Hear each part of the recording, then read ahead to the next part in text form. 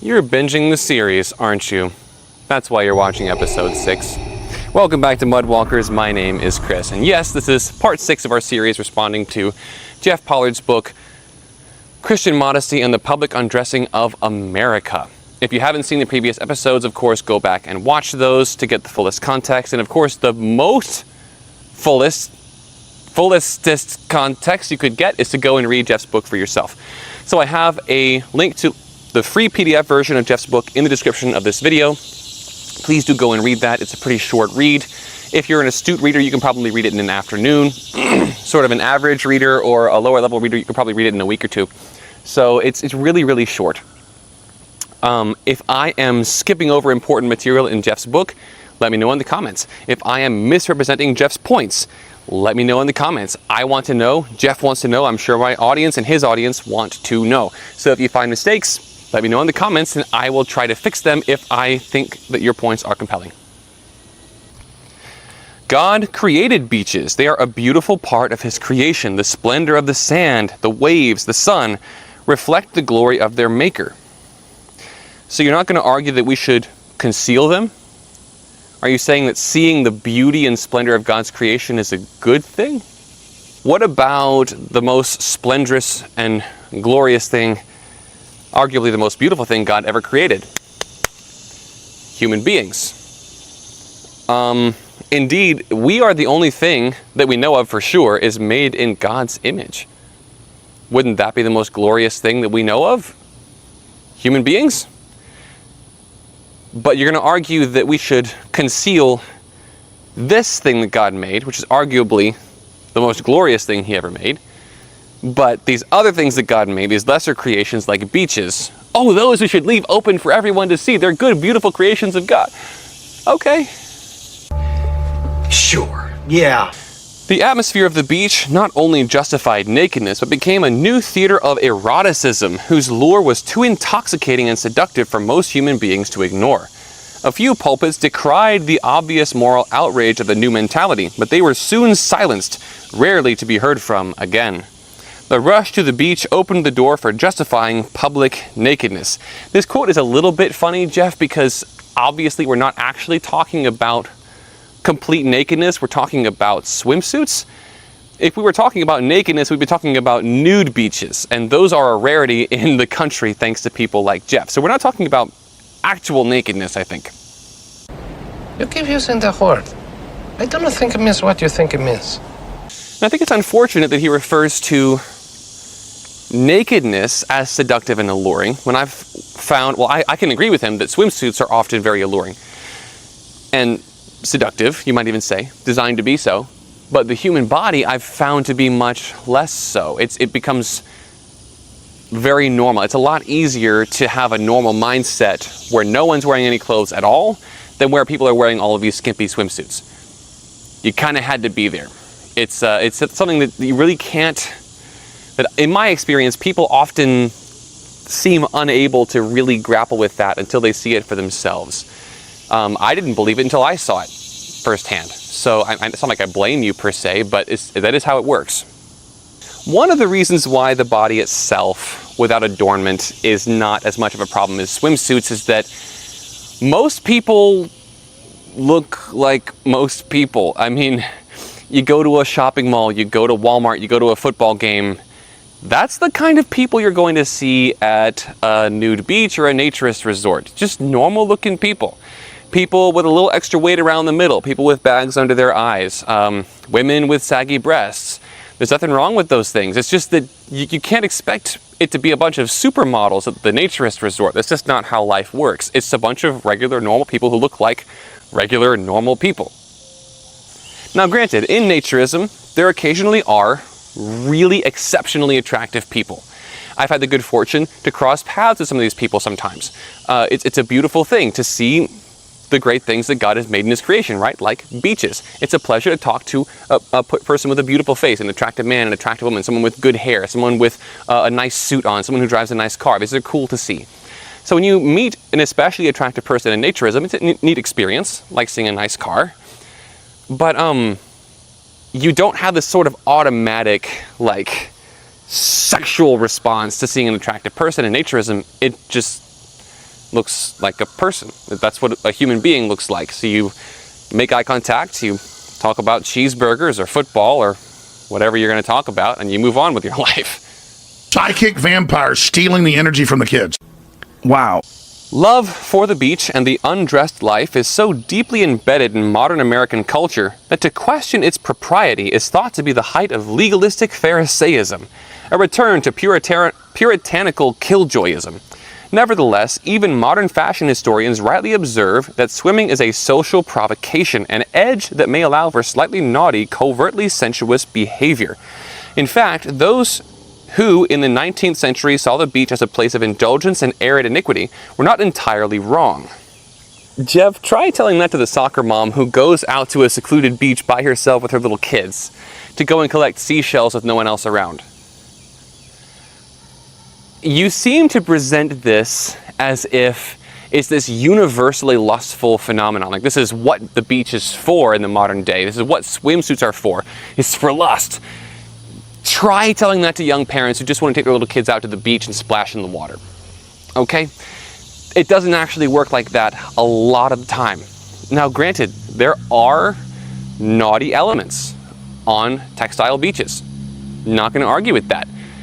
But you make it sound like it's a universal thing, and like this is why people go to the beach, and it's just not. Okay. Which one is the actual pervert? Answer me this. I go to a beach where no one's wearing any clothes, and I take my family out there. We meet this other family. The little kids start running over, and they start mingling and throwing a beach ball or something. And then the moms start talking. I wave over at the ladies, and I start talking to the dad about this and that. And oh wow, you went to Orlando recently. We just were there last month, and like all this cool stuff. And we have a grand old time. And then when it's time to go, we wave at all the people. Nobody has clothes on. Wave at everybody, and we go home. Versus a textile of the caliber of Jeff here. I went to the beach and I saw one-piece bathing suits, and it was like daggers through my eyes into my soul. I was just overwhelmed with sexual feelings and temptations because I saw a woman's thighs. Which one of us really has a lust problem, would you say? So yeah, I'm clearly the one with a lust problem. Sure. So Jeff, is it any wonder that people accuse you of being a pharisaical, puritanical killjoy when you refer to a normal non-sexual pastime as what did you call it? A place of indulgence and arid iniquity? Imagine if I came to your house, dear viewer, and I said, beware the miniature dachshund. You say, dachshunds? Why? And I say, because miniature dachshunds, their jaws unhinge, they expand them out to great size, and they swallow men's heads whole. They bite them off in the neck, and they swallow the man's head whole. I would venture a guess that most people would find that unconvincing. I would find it unconvincing because I grew up with miniature dachshunds. Those were the main pets that we had in the house growing up, were miniature dachshunds. They're about yay big. They're a giant little hot dog. And one of them was actually this big. He was the runt of his litter. So, and his name was Jack. I loved him. So, anyone who's been around dachshunds knows dachshunds don't do that. So if I were to fearmonger about what dachshunds can really do, this is why dachshunds are here, no one's going to bat an eye about it. No one's really going to be convinced. Jeff, is it any wonder then that people don't find your warnings about the beach compelling? Because we've been to the beach. Okay, and we have a normal non-sexual time at the beach. I've even gone to nudist campgrounds, naturist resorts, these kinds of places, and had normal interactions with all those people. None of us had any clothes on, Jeff. Never lusted after a single one of them, okay? I'm not the one with a problem here. Swimwear not only legitimized nakedness, but its Siamese twin, voyeurism. The female form was no longer merely a fantasy hidden under layers of cloth and petticoats. It was now a stark, sensual reality for all those who wanted to look. Though righteous Job said, I made a covenant with my eyes, why then should I think upon a maid? American men established gazing and fantasizing on the maids as a red-blooded tradition. Yeah, voyeurism is a problem that goes for any scenario. Like, you get a man staring at a woman's butt in church when she's wearing a denim skirt. That guy should be removed. That's a problem. It doesn't matter where you are or what you're doing. Voyeurism is something that should be punished. And guess what, Jeff? Voyeurism isn't a super big problem in naturist resorts. You want to know why? Because people know voyeurism is punished, so they don't do it, by and large. But there are lots of creeps out there in the world at large. And you know what I've heard consistently from naturist women? They feel safer and less sexualized in naturist resorts than they do in the general world. If you want proof of that, watch this video up here where I interview Sarah, a friend of mine in naturism, who is in fact a woman, and she reports that she feels remarkably safe in naturist resorts and not sexualized. So please do go watch that. It's a pretty normal reaction women have to engaging in naturism. And interestingly, Jeff, the verse you quoted from Job doesn't actually have a rule in it. It says that Job did this. It doesn't have a mandate in there for you or I to do this. Are we required to make covenants with our eyes not to think about women? I think about women all the time. I think women are awesome. I like talking to them. I like having conversations with them. They make great professional and intellectual contributions to society. I'm going to think about humans. I think about the men in my life. I think about the women in my life. I think about my mother every day. I text my mother. I call her all the time. I think about these people. Why should I think upon a maid? Now, that's probably referring euphemistically to a certain kind of thought. To be fair, that's not a mandate. It's certainly not a mandate to not be around people who have no clothes on, or to only be around people who have clothes on. There's no mandate for that in the verse, Jeff. But I am increasingly fascinated by these textiles references to fantasy and imagination in Modesty. Let's take a closer look at this. The female form was no longer merely a fantasy. Fantasy? What, we're supposed to engage fantasies about women's bodies under their clothes? Is that what you're saying? If not, then you've made a poor choice of words, Jeff.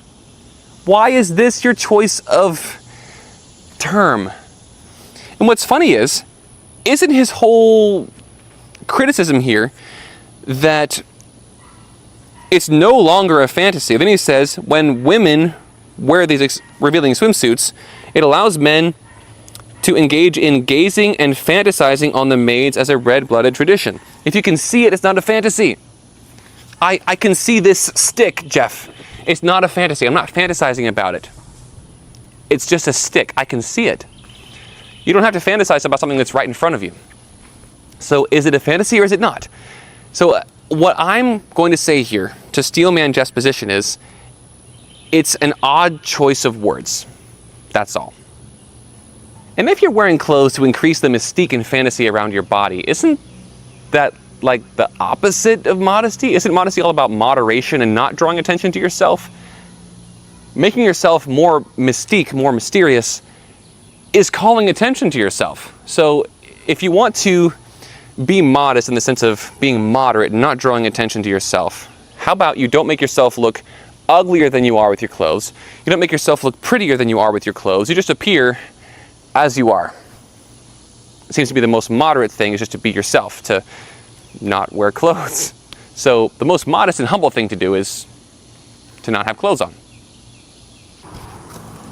This episode of Mudwalkers is brought to you by Patreon. If you'd like to support what I do financially, please check out the Patreon link in the description down below, as well as my nakedmeanshuman.com link. That's my website where you can sign up for my newsletter.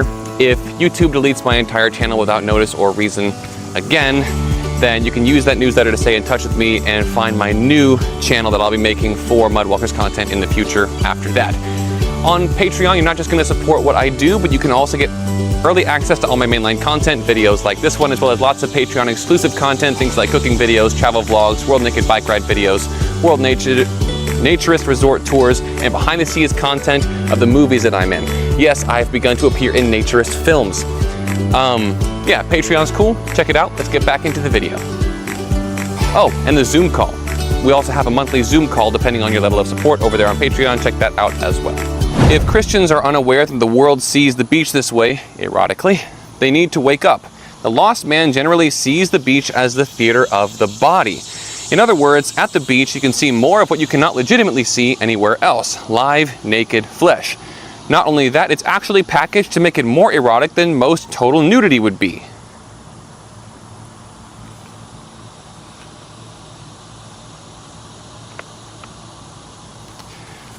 Let's face it, packaging is generally far more erotic than raw nudity. Alison Lurie, author of The Language of Clothes, observes that some modern writers believe that the deliberate concealment of certain parts of the body originated not as a way of discouraging sexual interest, but as a clever device for arousing it.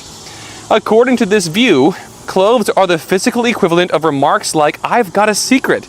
They are a tease, a come on. It is certainly true that parts of the human form considered sexually arousing are often covered in such a way as to exaggerate and draw attention to them. Kidwell and Steele add that clothes are especially sexy when they call attention to the naked body underneath. Every human being that is even slightly aware of his or her sexuality knows this. The same thing applies to short skirts, tight pants, skimpy tops, shorts, and a variety of clothing that conceals and reveals the body underneath. The fashion industry does not believe that the principal purpose of clothing is to cover the body. It believes that the principal purpose of clothing is sexual attraction. This is the very opposite of Christian modesty.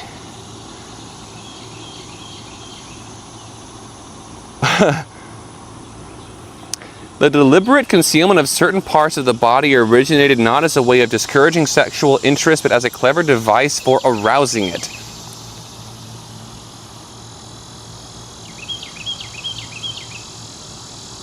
No, it was an arm. Ah.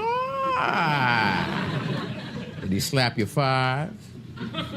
No, it was a dead arm from a dead body. Oh, that's terrible.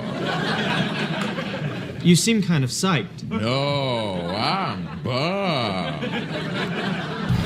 But I wasn't bummed. I was stoked. Jeff, I'm flattered. I really like this paragraph. I expected to find a lot of things in this book, but I did not expect to find you making my case for me.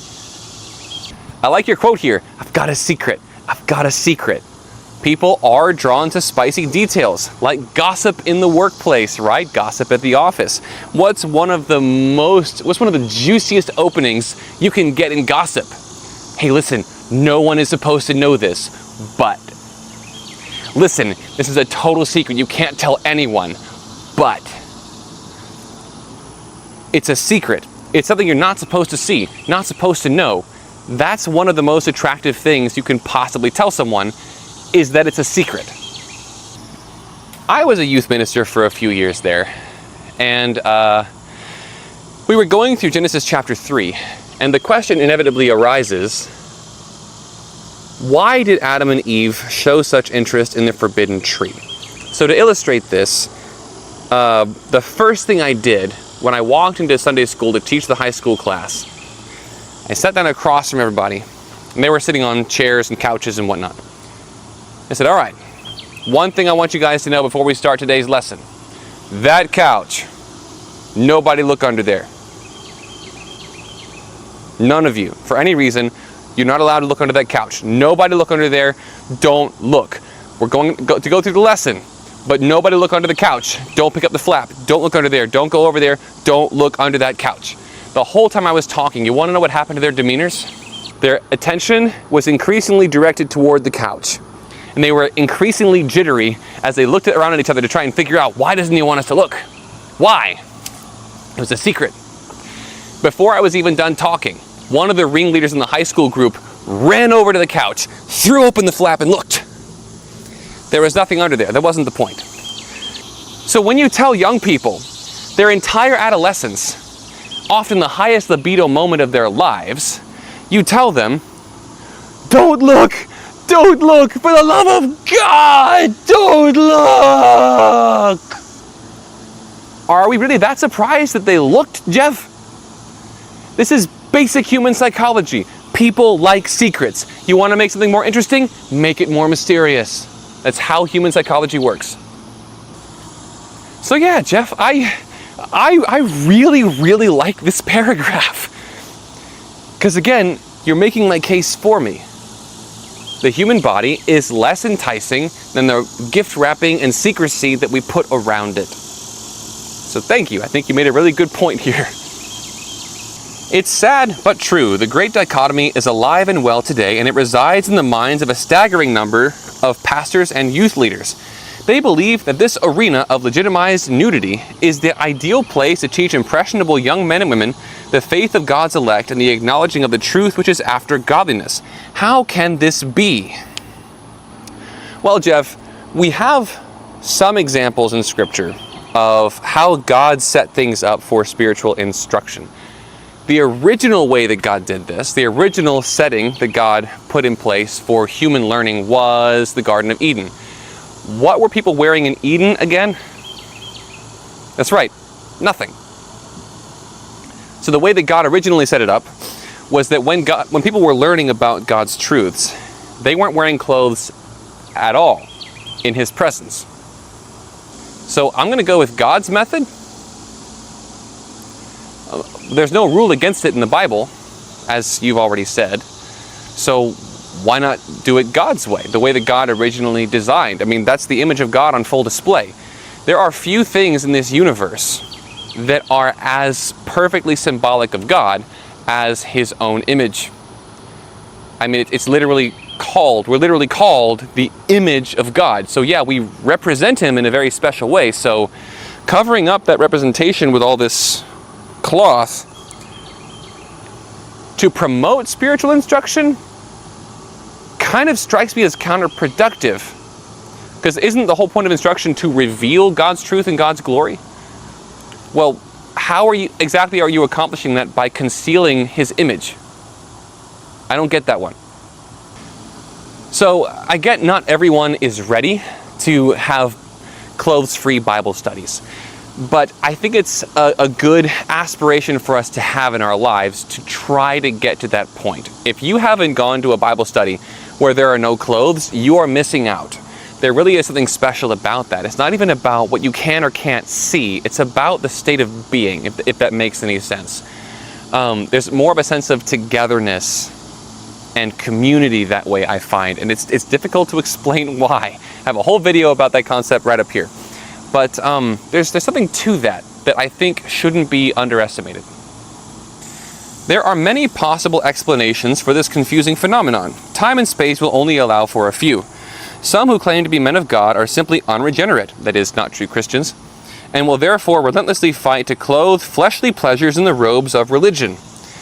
Jeff, isn't the preservation of the body's mystique and the heightening of men's lust under the guise of religious virtue clothing fleshly pleasures in the robes of religion? And funnily enough, it sounds like your analogy points us toward an ideal form of religion that is robeless and without concealment or pretense and just presents itself as it is. Doesn't sound like clothes to me, Jeff. And that's just within your own analogy. Some professing men of God do not lead. They are instead led by the desires of their people, and particularly by the women and the youth group. Oh yes, because God forbid ministers take seriously the words of the women. Others who are sincere men of God have so many furious battles in various areas that they simply have not reflected on nor studied the issue. And there are some who have studied the issue over the years and have concluded that this is a thing indifferent, a matter of Christian liberty. It's interesting that Jeff acknowledges that there are lots of people who have put a lot of study into this and concluded, yeah, this is really a Romans 14 thing. The Bible doesn't really have clear guidelines on this. But he decries that. Jeff, I think you still fit into the first category. I don't think you've really done enough studying on this issue. You've done some studying, but based on what you've put into your book, you spent a lot of time studying fashion history in North America, and you have misused the word shame in the Old Testament. You've done a lot of the special pleading fallacy, and you've eisegeted a few texts of Scripture, but it seems like you really haven't substantively studied this issue yet. I would also urge you to consider what I call the big question. I have a whole dedicated video to that up here, but here's the short version. Let's assume your model of modesty is correct. right? And that we should be concealing the body for sexual moral reasons. Ancient Israel was surrounded by cultures that either celebrated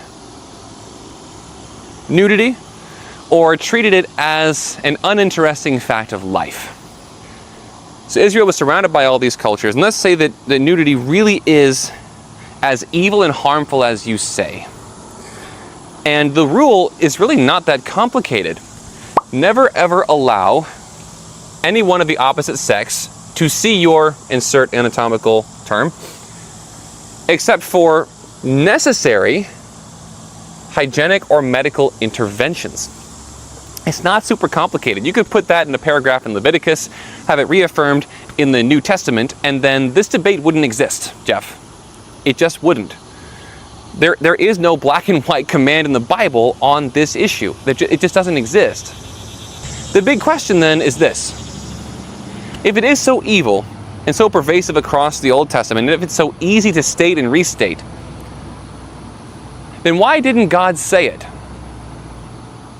Why did he just never mention this vitally important moral truth? That seems really odd at best. You know, kind of a glaring omission at best, but Jeff, at worst, it's a cruel, malicious, and deceptive ploy by God to leave us in the dark on this. Like really consider this big question with these things in mind, knowing that Israel was surrounded by cultures where clothes were kind of an on or off deal. Nudity was pretty common, and it was either celebrated or treated as normal. It's really easy to state this, and let's assume that nudity is as evil and harmful as you say. Why would God not mention this in his word? That's the big question here. I love Jeff as a person. I love his audience. I love my audience. Above all, I love God's word and I love God himself. And I can't sit by idly while Yahweh's scriptures are abused in this way. I want to give a special shout out to Eva again for talking me into doing this series. But I want to make it clear, it's not like I hate Jeff or wish him ill. I hope he sees the series. I hope he comes around. I hope he comes to a deeper knowledge of the truth. I hope that he comes to a deeper knowledge of our Lord and his scriptures and the culture of ancient Israel. I hope he comes to understand this issue and treat it with more grace and tolerance. Remember, stay tuned and we'll talk about how to really get modesty from the Bible. And yes, I mean moral concealment of the body to avoid sexual temptation. You can actually get there from the Bible, but Jeff doesn't do that, and I generally don't hear textiles doing it this way at all. But in our final episode in this series, I will talk about how to actually get that kind of standard from the Bible. We'll do that in episode 9, or whatever the last episode ends up being numbered. We'll talk about that in episode 9. Our final episode. It's not a joke, it's not a trick, it's not a gimmick. I really am going to talk about this. It really is a standard that gets you to concealment of the body. It really is. But we're going to deal with that in the final episode. Please stick around. I hope you have found this episode thought-provoking and entertaining. Please come back for the rest of the series. Have a great day. I will see you in the next video.